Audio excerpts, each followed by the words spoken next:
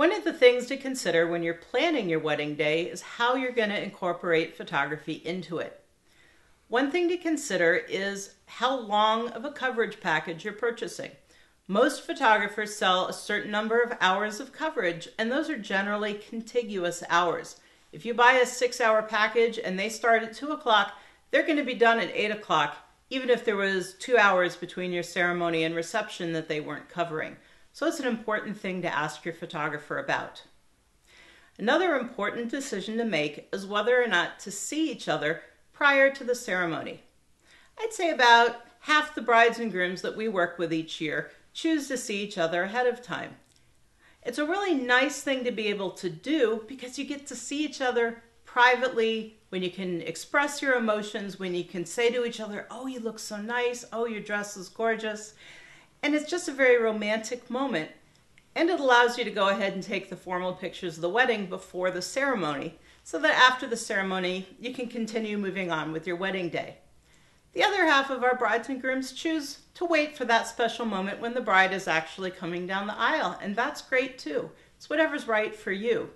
But you have to go into that knowing that you may need to spend an hour or so right after the ceremony to take the formal pictures that you want.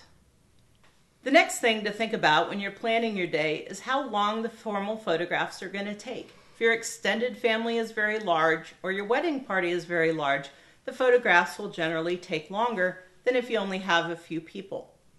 Something you can do to keep that moving right along is to keep your families corralled. Keep them there so that when the photographer is ready to take that picture, Uncle Jack is sitting right there ready to have his picture taken.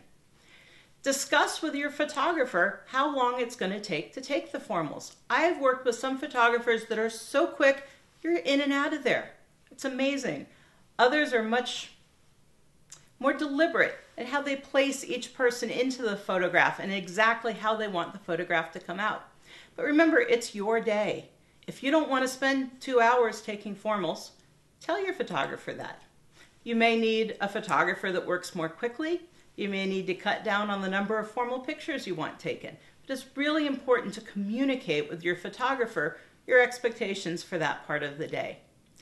A lot of brides feel like the day rolls out of control just a little bit as they go along. Photographs are taking a little bit longer, and you're the bride and it's your day. And you can say, "Hey, I think we've taken enough formal pictures.